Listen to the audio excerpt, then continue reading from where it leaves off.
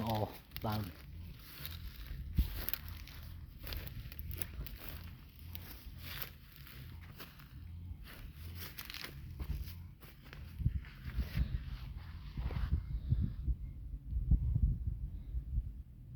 បាទល្អខ្លាំង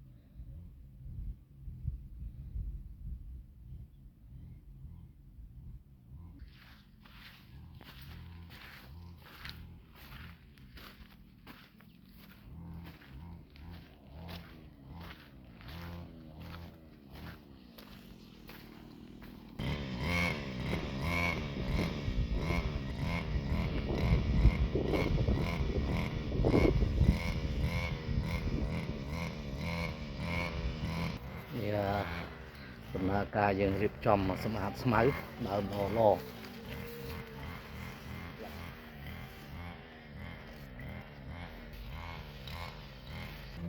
បាទនេះស្មៅជាសម្អាតអាគិគល់ដល់ហ្នឹងបាទវាអស់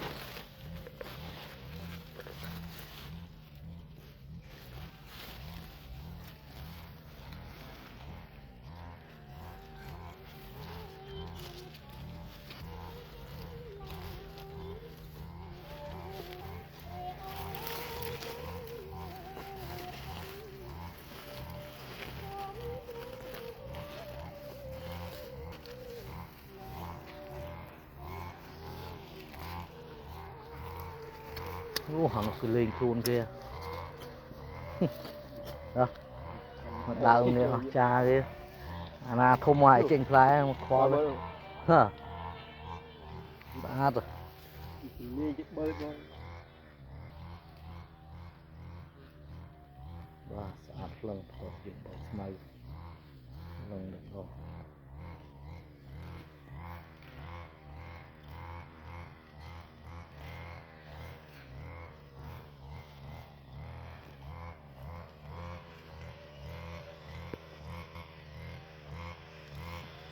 អូខេ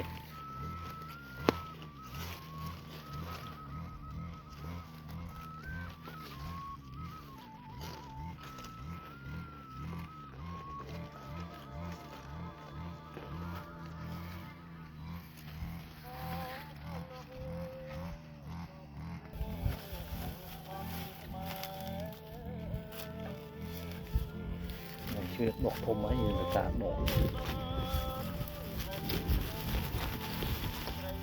អាចឲ្យនៅសល់ឬគឺនៅសល់ឬគឺថាវាដកមកទៀតវីវ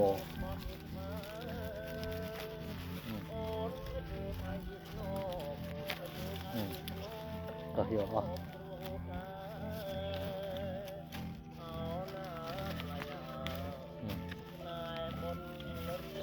អូខេ